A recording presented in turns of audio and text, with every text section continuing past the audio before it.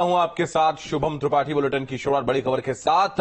बड़ी खबर आपको बता रहे, गाजियाबाद के दौरे पर सीएम पुष्कर सिंह धामी हिंदी भवन में एक कार्यक्रम में की शिरकत। तो सुरक्षा के पुख्ता बंदोबस्त इस दौरान किए गए। आपको बता रहे इस वक्त की बड़ी खबर, गाजियाबाद के दौरे पर है उत्तराखंड के मुख्यमंत्री पुष्कर सिंह धामी और हिंदी भवन में एक कार्यक्रम में उन्होंने शिरकत की है। तो व्यापारियों को उन्होंने संबोधित किया। गाजियाबाद के दौरे पर हैं सीएम पुष्कर सिंह धामी। सीएम के दौरे को लेकर सुरक्षा के पुख्ता इंतजाम किए गए थे, आपको बता रहे हैं। और गाजियाबाद पहुंचे थे सीएम पुष्कर सिंह धामी। तो गाजियाबाद के दौरे पर हैं मुख्यमंत्री पुष्कर सिंह धामी। आपको बता दें कार्यक्रम में उन्होंने शिरकत की और सीएम धामी गाजियाबाद के दौरे पर हिंदी भवन में एक कार्यक्रम में वो शामिल हुए। तस्वीरें उस दौरान की हैं, आप देख सकते हैं। सुरक्षा के पुख्ता इंतजाम भी किए गए हैं। हिंदी भवन में एक कार्यक्रम में शामिल हुए मुख्यमंत्री पुष्कर सिंह धामी। मेरा मानना है कि कोई भी चुनाव बिना व्यापारियों के संपन्न नहीं हो सकता। और जितने इस सभागार में लोग हैं, सैकड़ों लोग हैं, लेकिन मैं ऐसा मानता हूं कि आपकी आवाज हजारों लाखों लोगों तक जाएगी, क्योंकि आप सब लोग एक व्यक्ति नहीं है। जितने लोग यहां बैठे हैं कपिल देव जी, ये सारे लोग, ये एक इंस्टीट्यूशन है। एक एक व्यक्ति कई कई हजार लोगों से जुड़ा है। और मैं कहूं कि इस सभागार के अंदर बैठे हुए सब लोग, ये इस गाजियाबाद की क्रीम है, क्रीम, तो कोई अतिशयोक्ति नहीं होगी। भाइयों बहनों, मेरा मानना है कि व्यापारी वर्ग के बिना जो हमारे प्रधानमंत्री जी का संकल्प है, विकसित भारत का संकल्प, वो विकसित भारत का संकल्प भी तभी पूरा होगा जब व्यापारी भाई इसमें अपना योगदान देंगे। और वास्तव में देखिए, अभी कपिल देव जी बोल रहे थे, उससे पहले अनिल अग्रवाल जी बोल रहे थे, तो आपने बहुत सही बात कही कि ये चुनाव हार जीत का चुनाव नहीं है। ये चुनाव में पहले से ही बैठ जाइए भाई, क्या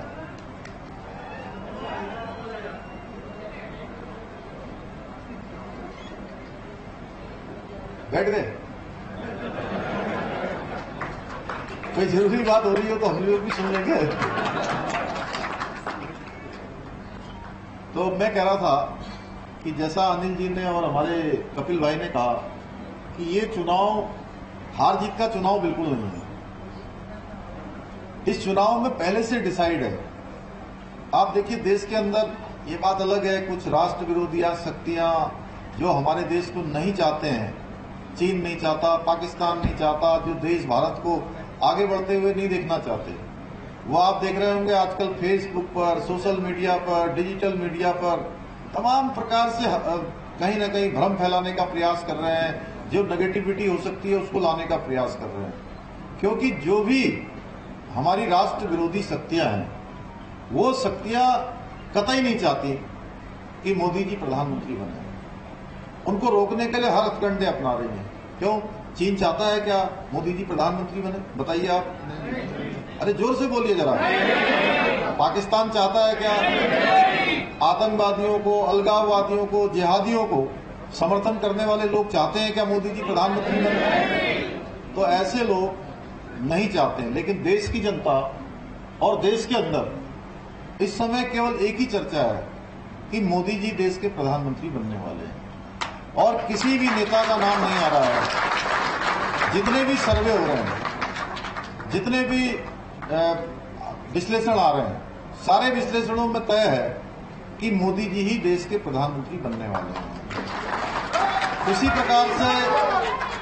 उसी प्रकार अगर मैं गाजियाबाद की बात करूं, तो गाजियाबाद लोकसभा की बात अगर हम करते हैं, या नोएडा की बात करते हैं, या मैं अभी दिल्ली के 7 कैंडिडेटों के साथ एक कार्यक्रम में था, तो हर जगह पर यही है कि यहाँ 7 जीतने वाले हैं, यहाँ गाजियाबाद भी हम जीतने वाले हैं, नोएडा भी हम जीतने वाले हैं, आसपास भी हम सब जगह जीतने वाले हैं। कोई मुकाबले में है ही नहीं। अब बात ये सही है कि कितने प्रतिशत वोटों से जीतने वाले हैं। प्रश्न यही है। अभी उत्तराखंड का चुनाव हुआ तो वहां भी लोगों ने शुरू से एक ही बात की चर्चा थी, कोई दूसरी पार्टी नहीं आ रही। आज मुझे पत्रकार कह रहे थे कि 5% मतदान कम हो गया अभी दिल्ली में। तो मैंने कहा भाई मतदान प्रतिशत कम हुआ है, लेकिन भारतीय जनता पार्टी को उतने ही मत मिलने वाले थे जितने पहले मिले हैं, उससे बढ़कर मिलने वाले हैं, क्योंकि सामने कोई पार्टी नहीं है, उनके मत वाले आ ही नहीं रहे हैं। इतनी हताशा निराशा है। इसलिए हमारे व्यापारी भाइयों का ऐसे समय में और जिम्मेदारी बढ़ जाती है कि मतदान का जो प्रतिशत है उसको फिर लोग कहीं नेगेटिव तरीके से लेना शुरू कर देते हैं कि मतदान गिर गया। तो आपकी जिम्मेदारी बनती है कि भाई आपके जितने संपर्क हैं, जितने घरों तक आपकी पहुंच है, जितने नातेदार, रिश्तेदार, मिलने वाले, जानने वाले, पहचानने वाले, सब लोगों तक आपको कहना है कि मतदान करना भी है और करवाना भी है। और इतना ही नहीं, ये तो एनसीआर का रीजन है, सेंटर पॉइंट है पूरे देश का। तो आप लोगों की जो भूमिका है वो केवल अतुल जी के चुनाव को पूरा होने के बाद पूरी नहीं हो जाती है। ये तो दूसरे चरण का ही मतदान हो रहा है। अभी तो इसके बाद 5 चरण और बच जाते हैं। तो इन 5 चरणों में देश भर में जहां भी आपका संपर्क है, जहां भी आपके जानने वाले लोग हैं, पहचानने वाले लोग हैं, व्यापार से जुड़े हुए लोग हैं, सबको कहना है कि मोदी जी के साथ सबको खड़ा होना है, मोदी जी के साथ कदम से कदम मिलाने हैं। और जो विकास की यात्रा पर देश आगे बढ़ चुका है, उस यात्रा को कहीं भी रुकने नहीं देना, कहीं भी स्पीड ब्रेकर उसमें नहीं लगने देना है। ये हम सबका दायित्व है। और मुझे लगता है कि निश्चित रूप से देखिए, अब अभी यहाँ पर बात हो रही थी कि किस प्रकार से हमने यहाँ पहले का कालखंड देखा है उत्तर प्रदेश के अंदर, क्योंकि मैंने भी लखनऊ में पढ़ाई करी है और लंबे समय तक मैं रहा हूँ। और मेरे भी जो सर्टिफिकेट हैं, चाहे वो हाई स्कूल का हो, चाहे वो इंटरमीडिएट का हो, या ग्रेजुएशन का हो, या पोस्ट ग्रेजुएशन का हो, या लॉ का हो, या मेरा बर्थ सर्टिफिकेट हो, उसमें सब में उत्तर प्रदेश ही लिखा है। तो उत्तर प्रदेश में हमने देखा,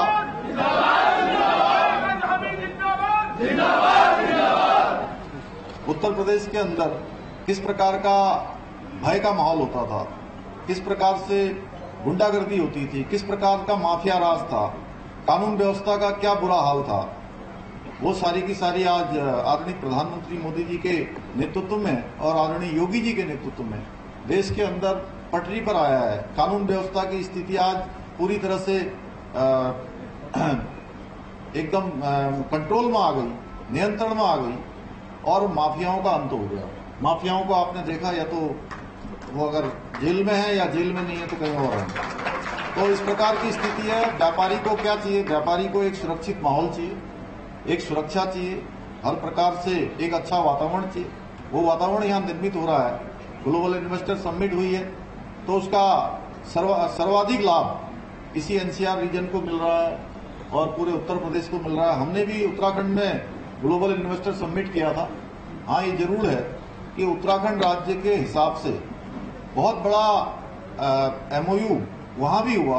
3,60,000 करोड़ के लगभग का एमओयू हमारा अभी तक हो गया और 81,000 की ग्राउंडिंग भी हो गई। यहाँ पर गाजियाबाद से आसपास के बहुत सारे लोगों ने उत्तराखंड में आकर काम करने का अपना प्रस्ताव दिया है। हम उन प्रस्तावों को आगे बढ़ा रहे हैं, बहुत सारे कामों को कर रहे हैं। मोदी जी के नेतृत्व में उत्तराखंड में आज लैंड जिहाद हो, चाहे वहां पर लव जिहाद हो, अतिक्रमण हो, धर्मांतरण हो, या अभी हाल में हमने जो उत्तराखंड की जनता के सामने 2022 का विधानसभा चुनाव में हमने एक संकल्प रखा था, हमारी पार्टी का जो संकल्प प्रस्तुत हुआ था मोदी जी के नेतृत्व में कि हम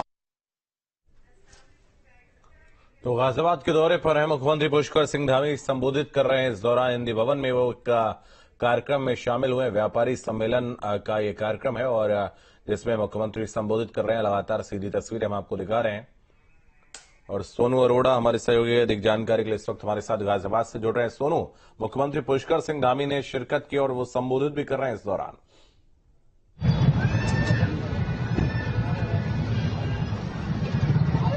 देखिए, करीब 20 मिनट तक व्यापारियों को संबोधित किया पुष्कर सिंह धामी ने।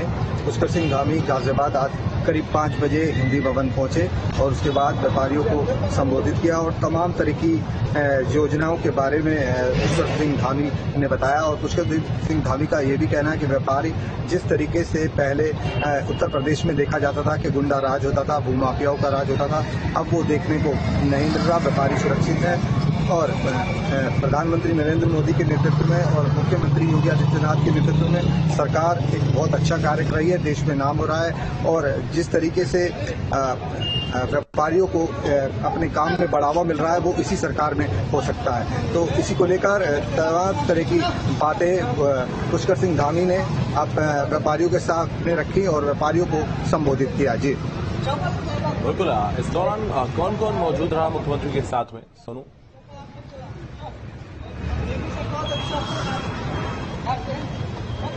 देखिए, मुख्यमंत्री के स्वागत के लिए जो राज्यसभा सांसद अनिल अग्रवाल और तमाम तरह के कार्यकर्ता जो बीजेपी के साथ ही जो अतुल गर्ग हैं जो गाजियाबाद से प्रत्याशी हैं वो मौजूद रहे और पुष्कर सिंह धामी के साथ तमाम तरह के जो कार्य। ठीक है, बहुत धन्यवाद आपका हमारे साथ जुड़ने के लिए, तमाम जानकारी के लिए बहुत शुक्रिया। तो मुख्यमंत्री ने संबोधित किया है। सीएम पुष्कर सिंह धामी गाजियाबाद के दौरे पर हैं और आपने अभी उनका संबोधन सुना। देखिए,